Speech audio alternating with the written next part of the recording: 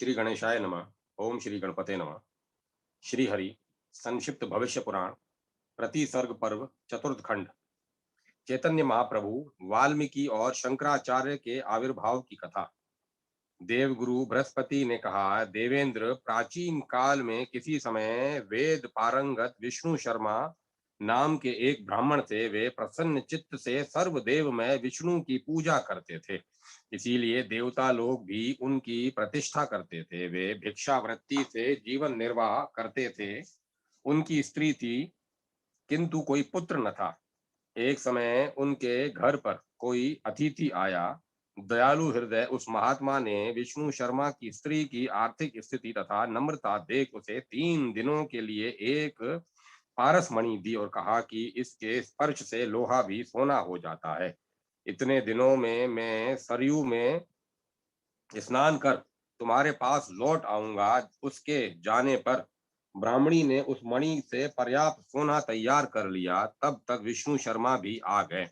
उन्होंने अपार स्वर्ण राशि से संपन्न अपनी पत्नी को देखकर कहा, जहां वह पारस मणि का स्वामी गया है, तुम भी वहीं चली जाओ। मैं अकिंचन हूँ, विष्णु भक्त हूँ, चोर डाकुओं के भय से धन का संग्रह नहीं करता। इस पर उनकी पतिव्रता पत्नी डर गई और पारसमणि उसे समर्पित कर पुनः उनकी सेवा में तत्पर हो गई। ब्राह्मण विष्णु शर्मा ने उस सारे धन और एवं पारसमणि को घगरा सरयू नदी में फेंक दिया। 3 दिन के बाद उस अतिथि ने आकर ब्राह्मणी से पूछा कि क्या तुमने पारसमणि से सोना नहीं बनाया। उसने कहा, मेरे पति ने उसे क्रोध पूर्वक ग्रहण कर घाघरा में फेंक दिया। उस दिन से मैं जिस किसी प्रकार लोहे के बर्तन के अभाव में आग में ही भोजन बना रही हूँ। यह सुनकर वह अति आश्चर्यचकित हो गया, दिन भर वहीं रुका रहा। संध्या समय ब्राह्मण के आने पर उसने रुष स्वर से कहा, ब्राह्मण, तुम देव द्वारा मोहित प्रतीत होते हो, क्योंकि तुम दरिद्र भी हो और धन भी संग्रह नहीं करना चाहते हो। अतः मेरा पारस शीघ्र ही लौटा दो, नहीं तो मैं अपना प्राण त्याग दूंगा। यति के इस प्रकार कहने पर विष्णु शर्मा ने कहा, तुम घाघरा के किनारे जाओ, वहीं तुम्हारा पारस मिल जाएगा। यह कहकर यति के साथ वह वहां जाकर उसने बहुत से कंटकों से ढके अनेक पारसमणियों को उसे दिखाया। उस यति ने ब्राह्मण को नमस्कार कर नम्रता पूर्वक कहा, मैंने 12 वर्षों तक भली भांति शिव की आराधना की, तब मैंने इस शुभ रत्न को प्राप्त किया। विप्रश्रेष्ठ, आपके दर्शन मात्र से ही मुझ लोभ आत्मा ने आज अनेकों पारसमणियों को प्राप्त कर लिया।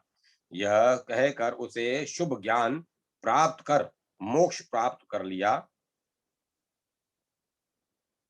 इधर विष्णु शर्मा ने 1000 वर्षों तक पृथ्वी पर रहकर सूर्य की आराधना करके विष्णु लोक को प्राप्त किया। वे ही विष्णु शर्मा वैष्णव तेज धारण कर फाल्गुन के महीने में तीनों लोकों में तप रहे हैं और देव कार्य सिद्ध कर रहे हैं। देवेंद्र, फाल्गुन मास में उन सूर्य की आराधना कर तुम भी सुख प्राप्त करो। उन्होंने देवताओं के साथ ऐसा ही किया। प्रसन्न हो भगवान सूर्य मंडल से प्रकट होकर तभी देवताओं के देखते देखते इंद्र के शरीर में प्रविष्ट हो गए।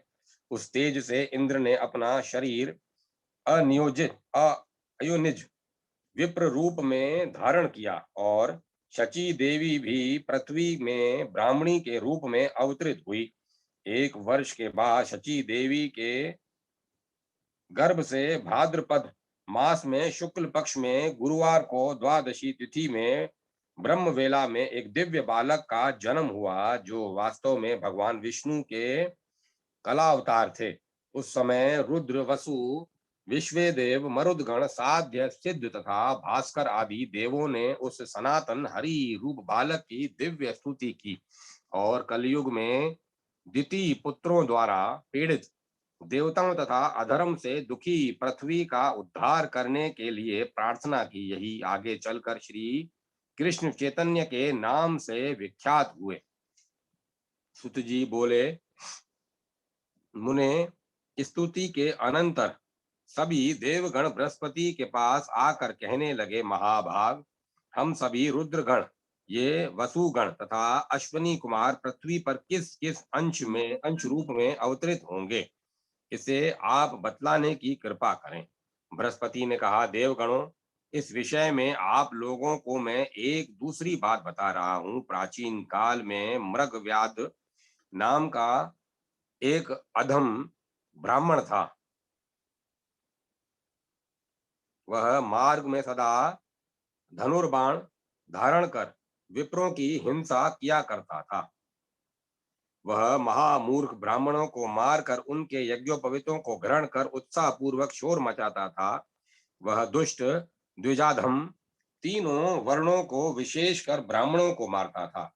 उस समय ब्राह्मणों का विनाश देखकर देवगण भयभीत हो ब्रह्मा के पास आए और सभी बातें उन्हें बताई। यह सुनकर दुखी हो ब्रह्मा ने सभी लोकों में गमन करने वाले सप्त ऋषियों से कहा, द्विजोतमो, आप सभी वहां जाकर मृगव्याध को समझाएं।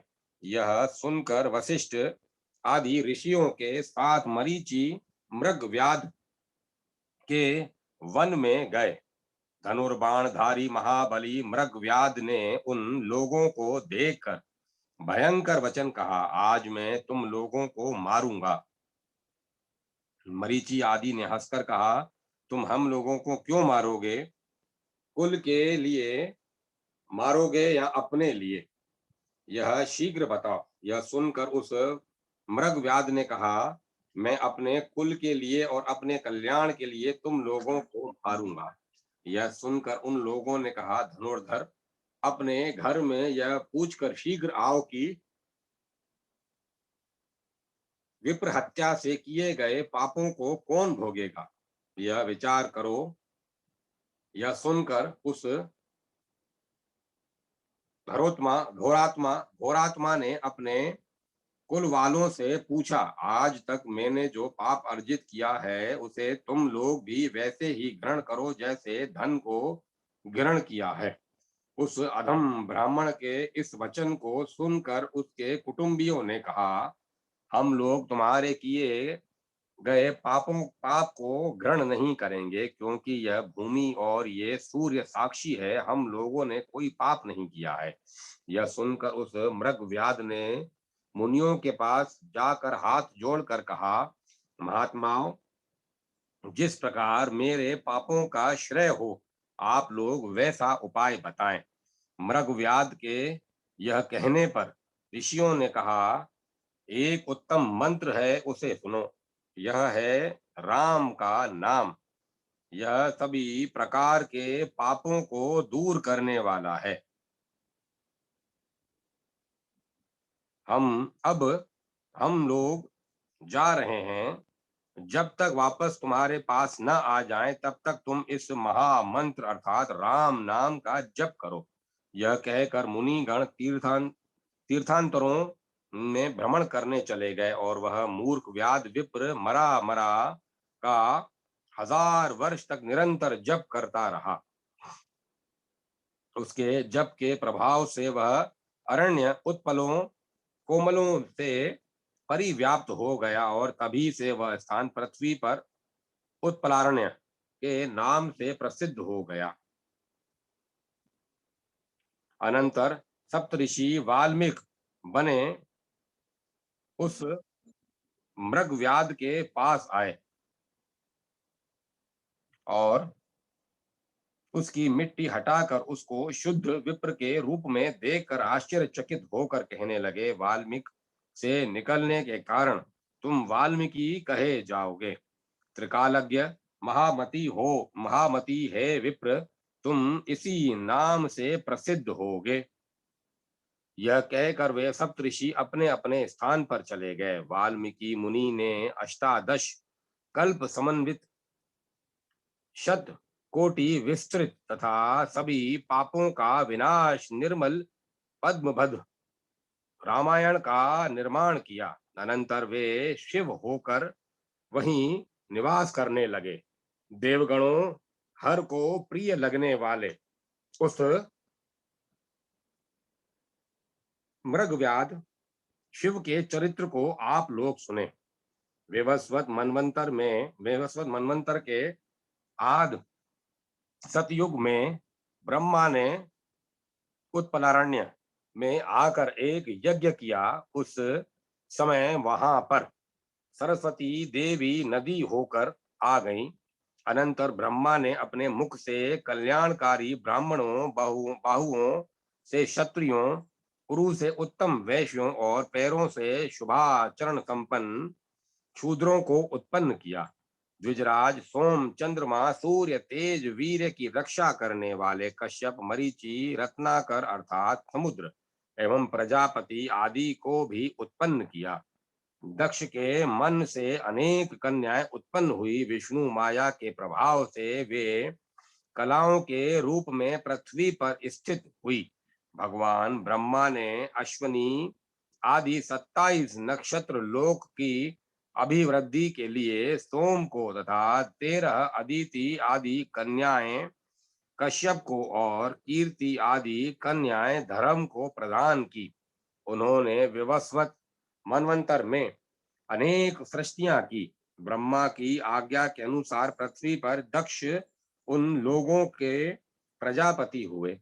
यज्ञ में तत्पर दक्ष प्रजापति ने स्वयं वहां निवास किया। तभी सभी देवगण दक्ष को नमस्कार कर वहां विचरण करते थे, किंतु भूतनाथ महादेव ने कभी उनको नमस्कार नहीं किया। इससे क्रुद्ध होकर दक्ष ने यज्ञ में उन्हें भाग नहीं दिया। मृगव्याध शिव क्रुद्ध होकर वीरभद्र के रूप में प्रकट हो गए। उनके साथ त्रिशिरा, त्रिनेत्र और त्रिपद शिव गण भी वहां आए। वीरभद्र आदि के द्वारा देव, मुनिगण और पितृगण पीड़ित होने लगे। उस समय यज्ञ पुरुष भयभीत हो मृग होकर शीघ्रता से भागने लगे। तब शिव ने व्याध रूप को धारण किया। रुद्र रूपी व्याध के द्वारा वह मृग छिन्न भिन्न अंग वाला हो गया। तब भगवान ब्रह्मा ने मधुर स्तुतियों से रुद्र व्याध को संतुष्ट किया। संतुष्ट मृग व्याध ने दक्ष के यज्ञ को पूर्ण कराया। तुला राशि में सूर्य के आने पर उस रुद्र को 27 नक्षत्र वाले चंद्रमंडल में स्थापित कर स्वयं ब्रह्मा सतलोक को चले गए और रुद्र चंद्र के समान रूपवान हो गए। वीरभद्र रुद्र ने यह सुनकर प्रसन्नचित्त हो अपने शरीर से एक तेज को उत्पन्न कर भैरव दत्त नामक विप्र के घर में भेजा।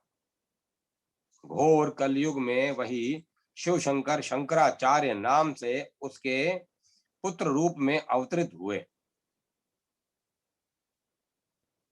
वह बालक गुणवान, सकल शास्त्र वेता और ब्रह्मचारी हुआ। उसने शांकर भाष्य की रचना कर शिव मत को प्रतिष्ठित किया और त्रिपुंड, यक्ष, रुद्राक्ष माला और पंचाक्षर मंत्र प्रदान किया। गिरी शर्मा, वन शर्मा और पुरी शर्मा के आविर्भाव का आख्यान। देवगुरु बृहस्पति बोले, देवेंद्र, प्राचीन काल में नैमिषारण्य में अजगर नामक एक ब्राह्मण था। वेदांत शास्त्र में विशारद, ज्ञानवान और भगवान शंकर का उपासक था। उसने 12 वर्ष में पार्थिव पूजा के द्वारा भगवान रुद्र को संतुष्ट किया। भगवान शिव ने उसे ज्ञान प्रदान कर जीवन मुक्ति प्रदान की। पुनः उस द्विजोतम ने संकर्षण की आराधना कर अनेक स्तुतियों द्वारा उन्हें प्रसन्न किया। भगवान संकर्षण ने उसे सायुज्य प्रदान किया और अंत में वह भगवान का आभूषण सर्प बन गया। वह 1000 फणों से युक्त गौरांग गौर विग्रह था। उसका स्थान क्षीर सागर में था। ब्रह्मा जी ने स्वयं आकर सूर्य के कर्क राशि स्थित होने पर चंद्रमा के नक्षत्र मंडल में उस रुद्र को स्थापित किया और वह चंद्रमा के रूप में हो गया। इस प्रकार गुरु के द्वारा कहे गए वचनों को सुनकर शेषनाग रुद्र ने प्रसन्न चित्त हो अपने मुख से तेज उत्पन्न कर विंध्याद्रि में देवदत्त ब्राह्मण के घर पर स्थापित किया और वहीं गिरी शर्मा विप्र के रूप में उत्पन्न हुआ। वह विद्वानों को जीतकर काशीपुरी में आया और शंकर का शिष्य हो गया। सुत जी बोले, मुने, अब आप देवगुरु बृहस्पति द्वारा देवताओं से कही गई एक अन्य कथा सुने। बृहस्पति जी ने कहा था, देवेंद्र, पूर्व काल में प्रयाग में निरतु निरत नाम का एक प्रसिद्ध ब्राह्मण था। वह दरिद्रता से दुखी तथा मंद भाग्य था। बहुत कष्ट से दिन भर मांगने के बाद उसे भिक्षा प्राप्त होती थी। पुत्र पत्नी के बाद वह निरत्र नित्य दरिद्रता से पीड़ित रहता था। एक समय वैष्णव प्रिय देव ऋषि नारद उसके पास आए और कहने लगे, विप्रश्रेष्ठ, यह संपूर्ण ब्रह्मांड देव में है और सभी के स्वामी भव शंकर हैं। इसीलिए तुम भी शीघ्र ही भव का भजन करो, वे तुम्हारे कार्य को सिद्ध कर देंगे। देव ऋषि नारद से यह उपदेश पाकर निरत्र ने परम भक्ति से वर्ष पर्यंत पार्थिवार्चन द्वारा भगवान शिव को संतुष्ट किया। भगवान महेश्वर ने प्रसन्न होकर कुबेर के समान उसे दिव्य विपुल धन प्रदान किया। उसने उस धन से धर्म कार्य संपन्न किया। उस इस कारण वह पुण्यात्माओं में प्रसिद्ध हुआ। शिव भक्ति के प्रभाव से वह अकंटक द्रव्य प्राप्त कर 1000 वर्ष तक जीवित रहकर अंत में प्राण परित्याग कर स्वर्ग में चला गया और वृष राशि में सूर्य को स्थित रहने पर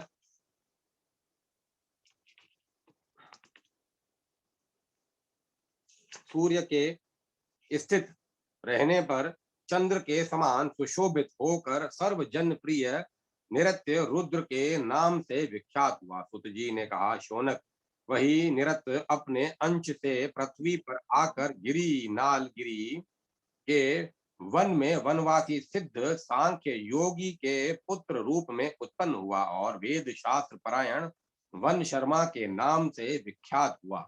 उसने 12 वर्ष की अवस्था में अनेक विद्वानों को जीत लिया, पुनः तत्व ज्ञान की प्राप्ति की अभिलाषा से काशी में आकर श्रेष्ठ शंकराचार्य को प्रणाम कर उनका शिष्य हो गया। बृहस्पति जी ने पुनः कहा, देवेंद्र, महेशमती में एक शिव भक्त वसु शर्मा नामक ब्राह्मण रहता था।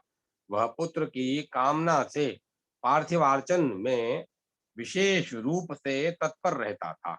अनेक प्रयत्न करने के बाद भगवान शंकर ने प्रकट होकर वर मांगने को कहा। तब उस विप्र ने कहा, शरणागत वत्सल, आप मुझे पुत्र प्रदान करें। इस पर शंकर ने कहा, वत्स, तुम्हारे भाग्य में पुत्र नहीं लिखा है, फिर भी मैं तुम्हें अपने अंश से एक तेजस्वी पुत्र दे रहा हूँ। ऐसा कहकर उन्होंने एक तेज प्रकट किया और उसी तेज से उसे एक सुंदर पुत्र उत्पन्न हुआ। उस पुत्र का एक पैर वृक्ष के समान और दूसरा पैर अज के समान था। अतः पृथ्वी पर वह अजेक पाद पाद अजेक अजेक पाद नाम से विख्यात हुआ। 400 वर्ष बीतने पर मृत्यु देवता अपने गणों के साथ वहां आए। अजेक पाद के साथ उनका भयंकर युद्ध हुआ। अंत में अजेक पाद युद्ध में विजयी होकर मृत्युंजय नाम से पृथ्वी पर प्रसिद्ध हुए। उस उससे पराजित एवं दुखी होकर मृत्यु देवता ने अपना कष्ट ब्रह्मा जी से कहा। तब भगवान ब्रह्मा ने सभी देवों के साथ सूर्य के कुंभस्थ होने पर वह उस ब्राह्मण को भयहारी रुद्र के रूप में चंद्रमंडल का अधिपति बनाया। सुत जी बोले, मुने, अनंतर वही अजेयपाद महिष्मति पुरी में आकर कली को शुद्धि प्रदान करने वाले प्रभु के रूप में पुरी शर्मा के नाम से विख्यात हुआ तथा यति दत्त के पुत्र के रूप में पुनः अवतीर्ण हुआ। उसने 16 वर्ष में वेद पारंगत विद्वानों को जीतकर शंकराचार्य के पास आकर उनका शिष्यत्व स्वीकार किया। भारती नाथ शर्मा, क्षेत्र शर्मा तथा ढूंढरी राज की उत्पत्ति कथा। बृहस्पति बोले,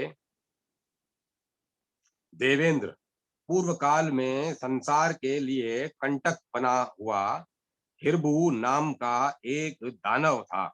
वह निकुंभ की वंश परंपरा में उत्पन्न हुआ था और इंद्र के समान पराक्रमी था। तब 1000 वर्ष तक तपस्या करके उसने देवताओं को पराजित किया। तब लोक रक्षा के लिए उदत लोकपति ब्रह्मा ने उससे वर मांगने को कहा। उसने उन्हें प्रणाम कर विश्व के सभी प्राणी पदार्थों में मैं मारा न जा सकूं प्राणी पदार्थों से मैं मारा न जा सकूं, यह वर मांगा। ऐसा ही होगा, यह कहकर ब्रह्मा ब्रह्मलोक चले गए। वर प्राप्त कर उस भयंकर दैत्य ने देवताओं को जीत कर स्वर्ग से भगा दिया और दैत्यों को वहां बसाया। इस प्रकार देवताओं ने भीषण यंत्रणा भोगी। उनकी दुर्दशा देखकर नारद जी ने कहा, देवगणों, आप लोग शंकर की उपासना करें। भगवान शंकर ब्रह्मांड के स्वामी हैं तथा विपत्तियों के नाशक हैं। यह सुनकर देवताओं ने देव देव भगवान उमापति की पार्थिव पूजा प्रारंभ कर दी। पूजा करते हुए 11 वर्ष व्यतीत होने पर लोक कल्याणकारी भगवान शिव प्रसन्न हो गए और ज्योतिर्लिंग में होकर देव भक्तों को छोड़ शेष सभी असुरों को दग्ध करने लगे।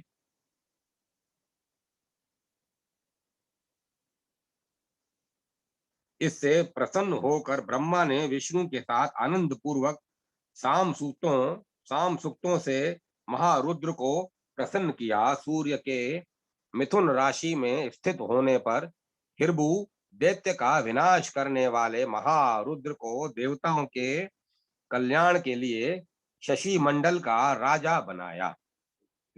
यह महारुद्र देव कार्य के लिए तत्पर हो गया। अनंतर यही महारुद्र रमणीय हिमालय पर्वत पर साग कर्मा के पुत्र रूप में उत्पन्न हुआ और बाद में कलाओं का ज्ञाता भारतीश नाम से प्रसिद्ध हुआ। विदुप्त समुदाय को जीतकर फिर वह काशी नगरी में चला आया और शंकराचार्य का शिष्य हो गया। बृहस्पति जी ने पुनः कहा, देवेंद्र, मैं का एक पुत्र था माई।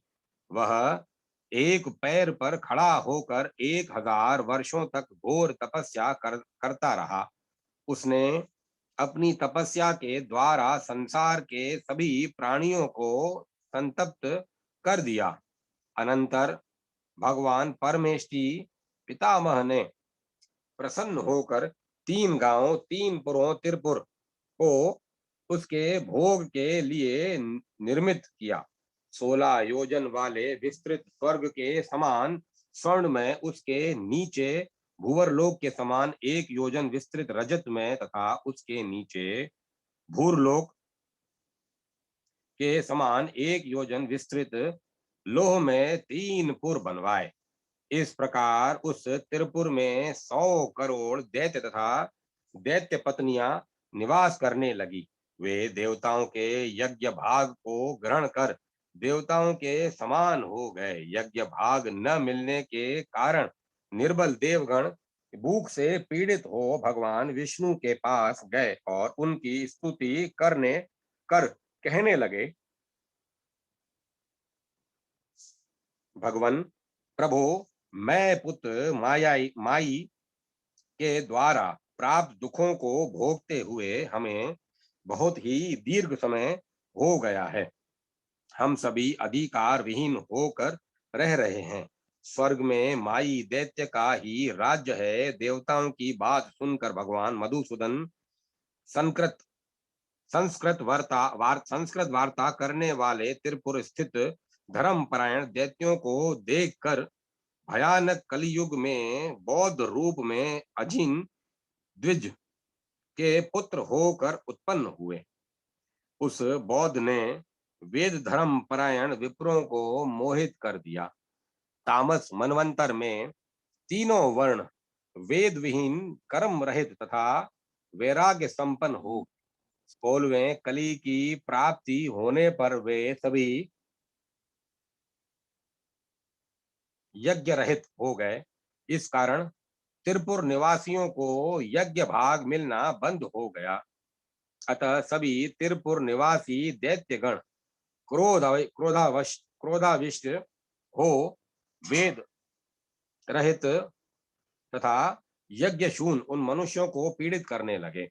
कल्पांत में दैत्यों से भक्षित हो सभी मनुष्य विनष्ट हो गए। पुनः सत्यलोक के आने पर देवताओं ने कैलाश में सभी लोगों का कल्याण चाहने वाले भगवान शंभु की आराधना की। भगवान शंकर ज्योतिर्लिंग रूप धारण कर वहां अवस्थित हो गए। इस कारण देवता प्रसन्न हो गए। उन्होंने भूमि के सार को ग्रहण कर विधि पूर्वक एक रथ का निर्माण किया। चंद्र और सूर्य के सार से रथ के 2 चक्र बनाए। इसी प्रकार सुमेरु के सार से रथ का ध्वज बनाकर वह स्वयनंदन रूपी यान भगवान शिव को प्रदान किया। भगवान ब्रह्मा स्वयं यहाँ आकर रथ के सारथी बने। उन देवादिदेव के रथ के घोड़े चारों वेद हुए। उनका धनुष लोकालोक पर्वत का सार तत्व ही आज गव नाम से प्रसिद्ध हुआ। वह घोर शब्द करने वाला था। भगवान शंकर तब प्रत्यंचा बनाकर धनुष पर चढ़ाने लगे। तब देवादिदेव के क्रोध के कारण वह चाल टूट गया। यह देखकर भगवान विष्णु आश्चर्यचकित हो गए। तदंतर उन्होंने स्वर्ग के सार को ग्रहण कर पिनाक नामक एक दिव्य धनुष का निर्माण किया। रुद्र ने पुनः उस धनुष की प्रत्यंचा चढ़ाई। वह धनुष दृढ़ था, अतः भग्नीभूत नहीं हुआ। इस कारण ब्रह्मादि देवताओं ने प्रसन्न चित्त से उनकी स्तुति की और तब से भगवान महेश्वर पिनाकी नाम से प्रसिद्ध हुए। शेषनाग उस चाप की डोरी थे और इंद्र बाण रूप बने। बाण के पक्ष पर वृहिण और वायु तथा शल्य पर सनातन विष्णु स्थित हुए। उस धनुष बाण से करोड़ों दैत्य आकाश में मारे गए। भगवान शिव ने माई से पालित उस त्रिपुर को जला दिया। उस भयंकर त्रिपुर के भस्मीभूत होने पर लोकपति ब्रह्मा ने मीन राशि में रवि के स्थित होने पर पिनाकी महारुद्र को चंद्रमंडल का राजा बनाया। और तामस मनवंतर में देवताओं ने अपने अपने अधिकार को पुनः प्राप्त कर लिया। सुत जी ने कहा, मुने, अनंतर पिनाकी ने अपने मुख से अपने उत्तम अंश को उत्पन्न कर हरिद्वार में अवस्थित मच्छंदर मच्छंद इस कथानक में नाथ संप्रदाय का इतिहास अंतर्निहित दिखता है। मच्छंद नामक योगी के मुख में अपने तेज को प्रविष्ट कराया। वह मच्छंद भगवान शंभु की पूजा करने वाला और तथा गोरख का गुरु था। उस तेज से नाथ शर्मा नामक एक बड़ा विद्वान, श्रेष्ठ एवं सुंदर पुत्र उत्पन्न हुआ। वह पृथ्वी के सभी विद्वानों को जीत कर काशीपुरी में चला गया और शंकराचार्य का शिष्य हो गया। देवेंद्र चाक्षुष चाक्षुष मनवंतर के 12वें द्वापर में कालजंग वंश में उत्पन्न क्षत्रियों के द्वारा भृगु वंश में उत्पन्न ब्राह्मणों का कुरुक्षेत्र में विनाश हुआ और उनके प्रचुर धन को लेकर वे क्षत्रिय दैत्यों के पक्षपाती हो गए। इसी उसी समय किसी ब्राह्मण की गर्भवती स्त्री डरकर तपस्या के प्रभाव से 100 वर्षों तक अपने गर्भ को धारण किए रह गई। उसे सहन न कर गर्भस्थ शिशु माता के उरु प्रदेश को विदीर्ण कर पृथ्वी पर आ गया। उसके तेज से संपूर्ण जगत भस्मीभूत होने लगा। तब सभी देवगण प्रजापति को आगे कर भय से आतुर हो उसके पास आए। उस बालक ने पितरों और देवताओं की आज्ञा से उस लोकनाशकारी तेज को जल के बीच में फेंक दिया। जल देवी ने वड़वा स्वरूप धारण कर उस उत्तम तेज का पान कर लिया, किंतु रौद्र तेज से पीड़ित हो उसने उस तेज का वमन कर दिया।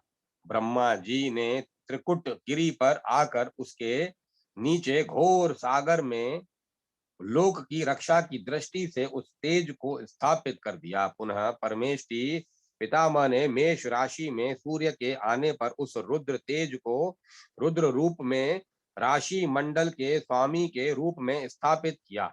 वह उरु से उत्पन्न होने के कारण वोर्व संसार का दहन करने के कारण दहन और वड़वा के मुख से उत्पन्न होने के कारण वाणव नाम से प्रसिद्ध हुआ। सुत जी बोले, मुने उस दहन ने अपने मुख से तेज उत्पन्न किया और वही कुरुक्षेत्र निवासी सारस्वत ब्राह्मण के घर में क्षेत्र शर्मा के नाम से विख्यात हुआ। वह विद्वानों में श्रेष्ठ हुआ, शंकराचार्य से पराजित हो उनका शिष्य हुआ और ब्रह्मचर्य व्रत धारण कर भगवान शंकर की उपासना करता हुआ काशी में स्थित हो गया।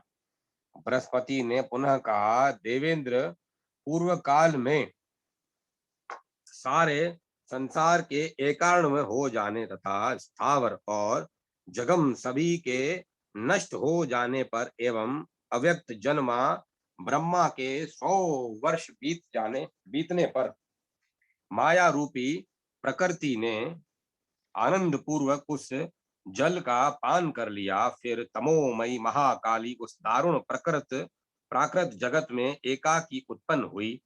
अनंतर नित्य शुद्ध सनातन प्रकृति स्वेच्छा से महागौरी के रूप में परिणत हो गई। उनके 5 मुख 10 भुजाएं तथा 3 नेत्र थे। वह शिवा नाम वाली हुई। ललाटस्थ नेत्र द्वारा उस माता ने सूक्ष्म तेज का दर्शन किया। वह तेज नित्य अविकारी निरंजन तथा सर्वत्र दिशाओं में परिव्याप्त था। उस ब्रह्मा को प्रकृति ने ग्रहण करने की इच्छा की, परंतु समर्थ न हो सकी। आश्चर्यचकित हो उस प्रकृति ने अपने 5 मुखों से भक्ति पूर्वक प्रार्थना कर परात्पर पूर्ण ब्रह्म को प्रसन्न किया। वह सर्वज्ञ ब्रह्म प्रकृति के 5 मुखों में प्रविष्ट हो गया।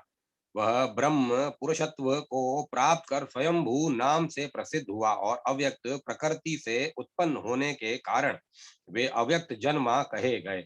उनके निमित्त वरदा लोक रूपणी अष्टादश भुजाओं से युक्त देवी महालक्ष्मी उत्पन्न हुई।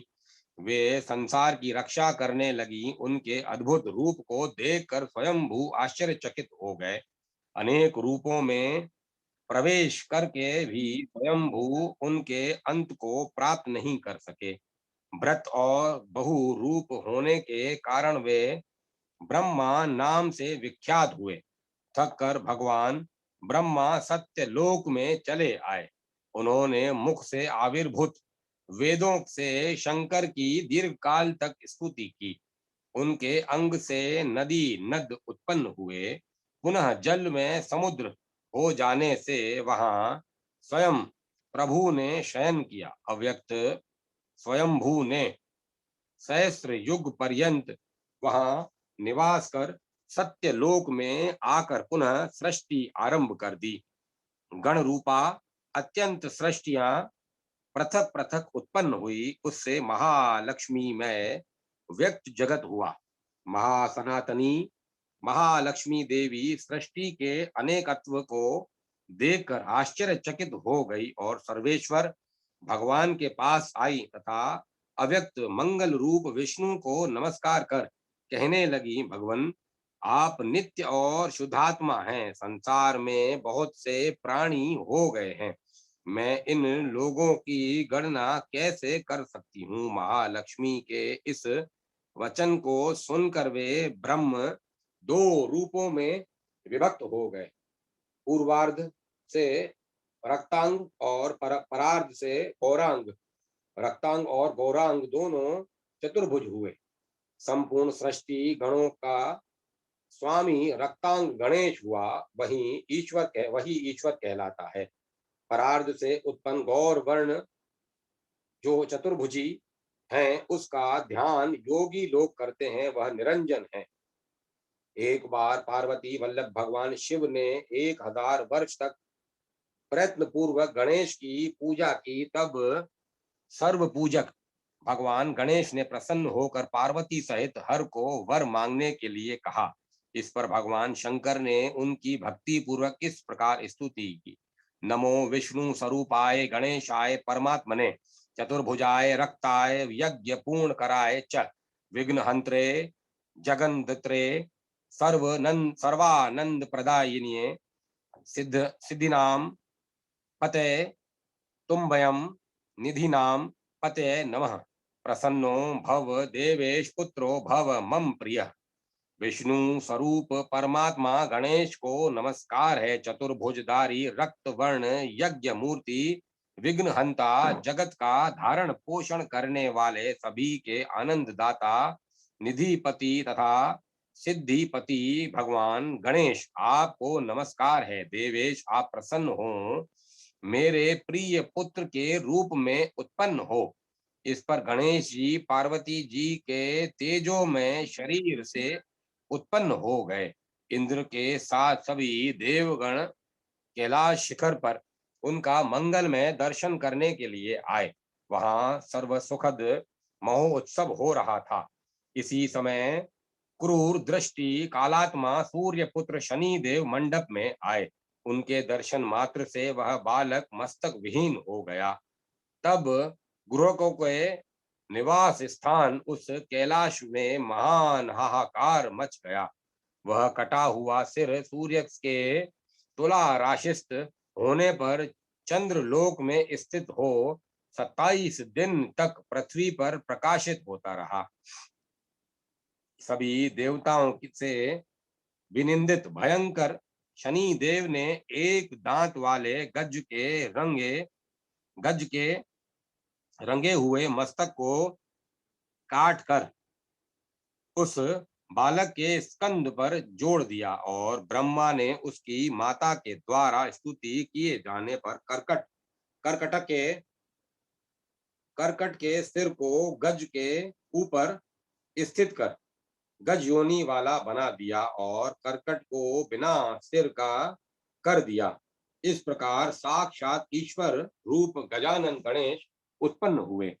सुत जी ने कहा, बृहस्पति से ऐसा सुनकर भगवान गणेश ने अपने मुख से स्कंद उत्पन्न किया और वही ईश्वर रूप स्कंद काशी में एक देवज्ञ द्विज के पुत्र रूप में उत्पन्न हुआ और महितल में ढूंढीराज के नाम से प्रसिद्ध हुआ।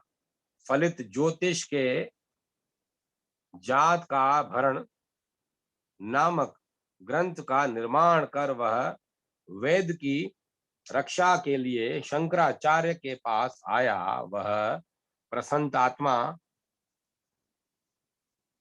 उनका शिष्य होकर गुरु सेवा में तत्पर हो गया। अघोर पंथी भैरव और बाल शर्मा की उत्पत्ति की कथा में रावण और हनुमान जी का चरित्र। सुत जी बोले, शौनक भगवान कपाली शिव अपने अंश से काशी में आयोनिज रूप से उत्पन्न हुए। वे कपाल मोचन कुंड की पृथ्वी पर आकर यति रूप वेद निधि भैरव नाम से विख्यात हुए और उन्होंने दुष्कर अघोर मार्ग का अपने शिष्यों में प्रवर्तन किया। फिर वे शंकराचार्य के पास आकर उनके शिष्य हो गए। उन्होंने मंत्र में डामर तंत्र डामर तंत्र का प्रवर्तन किया और किलित मंत्रों के उत्कीलन का मार्ग बतलाया। बृहस्पति जी ने कहा, देवेंद्र, मैं दानव की पुत्री मंदोदरी त्रिपुर के अधिपति माई की बहन थी। त्रिपुर के नष्ट होने पर वह देवी मंदोदरी सनातन महाविष्णु को गुप्त भाव से निरंतर संतुष्ट करती रहती थी। भगवान विष्णु के भगवान विष्णु में भक्ति भावना रखने से मंदोदरी को उत्तम योग प्राप्त हुआ और वह भयंकर विंध्याद्रि की गुफा में विलीन हो गई। उसकी समाधि में चारों युग 200 बार बीत गए। वैवस्वत मनवंतर के 12वें सत्य युग में ब्रह्मा जी के पुत्र पुलस्त्य हुए, जिनसे विश्वा नामक पुत्र हुआ। 100 वर्ष तक विश्वा मुनि ने तपस्या कर सुमाली दैत्य की पुत्री केकसी के साथ विवाह किया और उससे रावण और कुंभकर्ण 2 राक्षस पुत्र उत्पन्न हुए।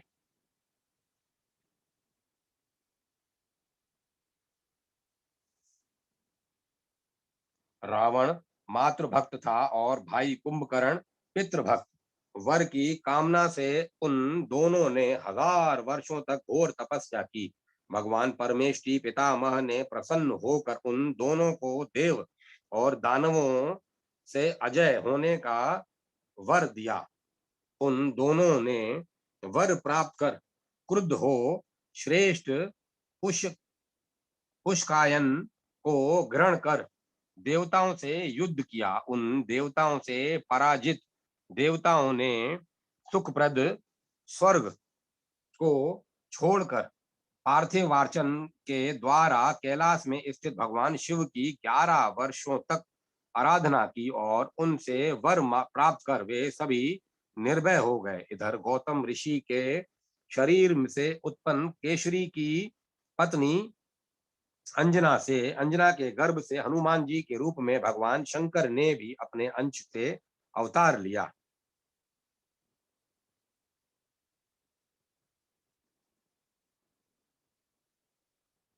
और आकाश आकाश में उगते हुए लाल सूर्य को देख फल समझकर निगल लिया। अंधकार देखकर इंद्र ने उनकी ठुड्डी हनु पर अपने वज्र से प्रहार किया। इसी बीच रावण भी उसकी उनकी पूंछ पकड़कर लटक गया। फिर भी उन्होंने सूर्य को नहीं छोड़ा। रावण से 1 वर्ष तक मुष्टि युद्ध होता रहा। अंत में थका हुआ रावण रुद्र रूपी हनुमान से भयभीत हो इधर उधर भागा। इसी समय ऋषि विश्वा वहां आए और वेदमय स्तोत्रों से परावाणी द्वारा हनुमान जी को प्राप्त किया।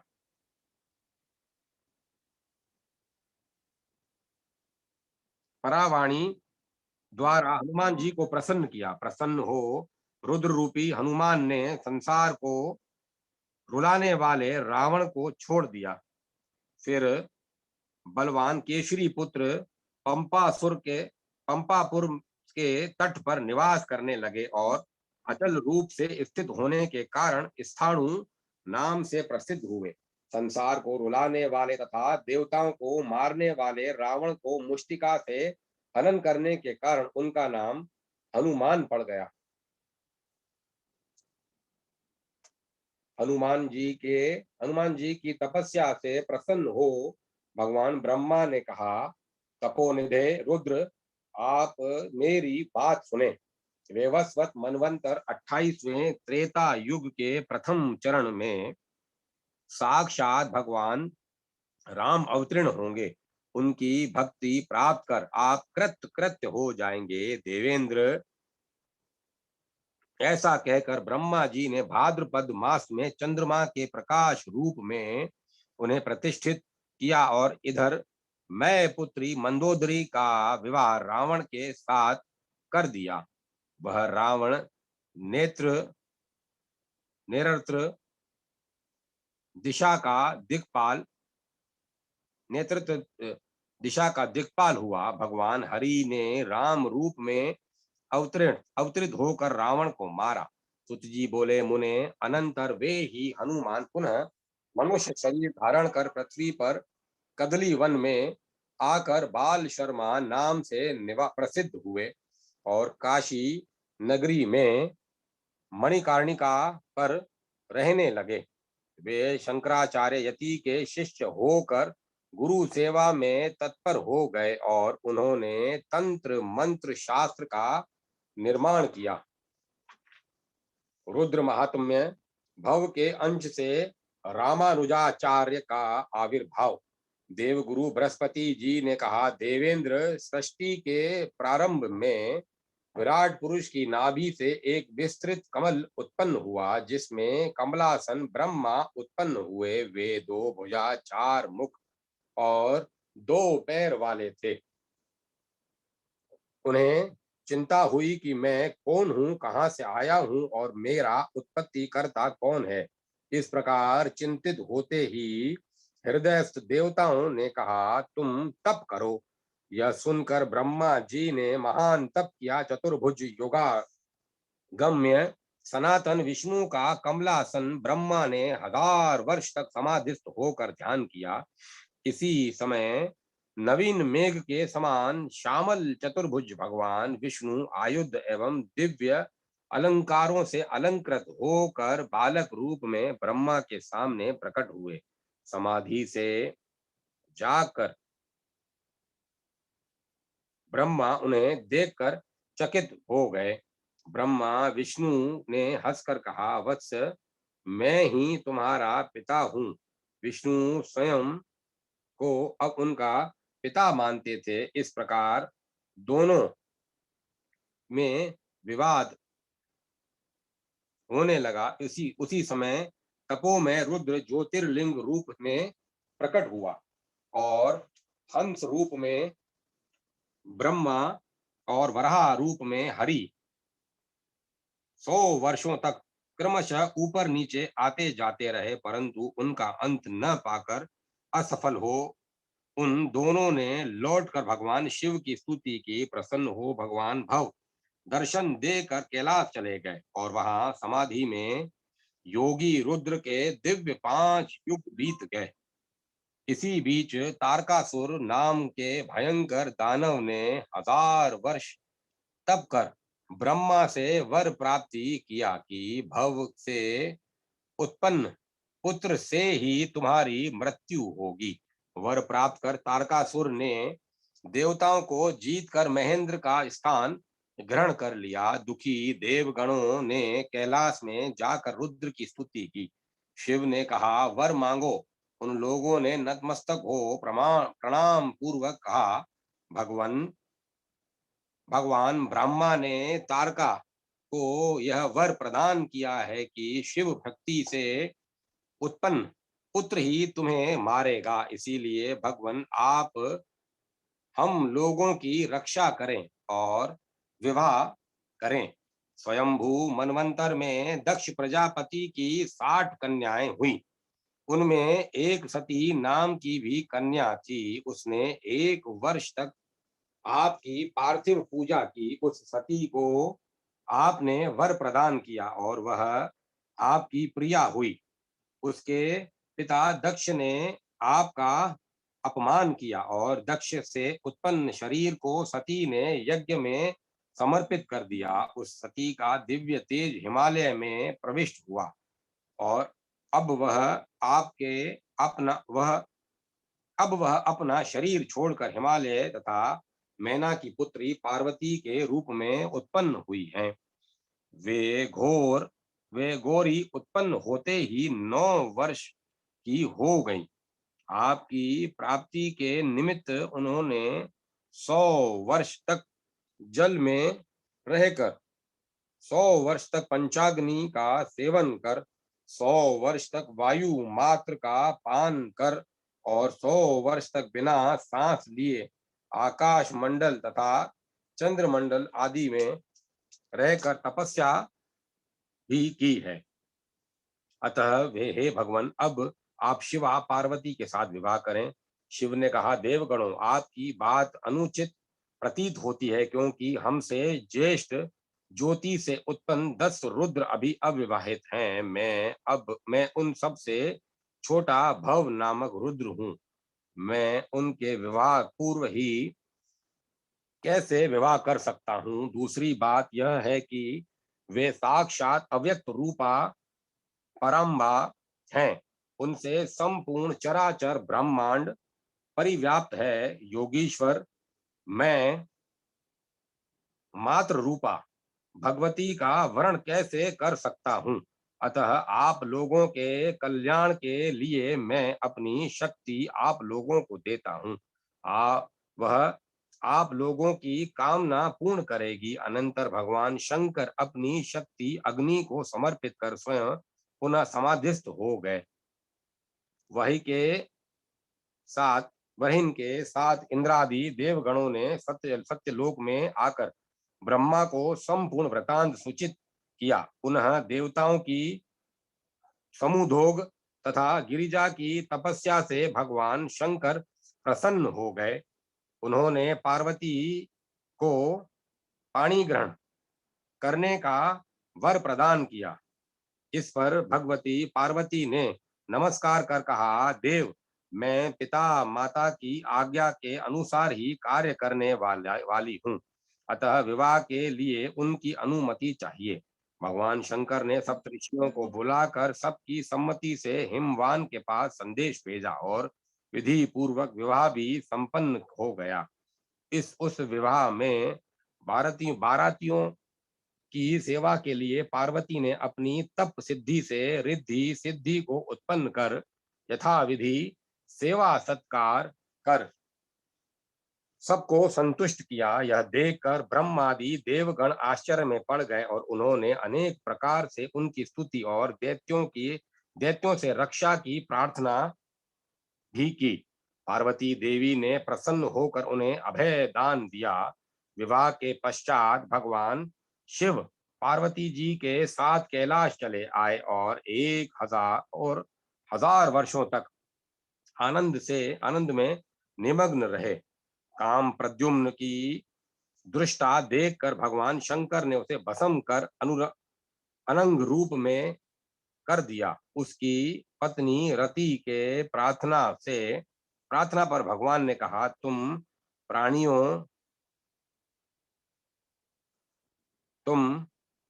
प्राणियों के हृदय में निवास करोगी। यह सरोचिष मनवंतर है।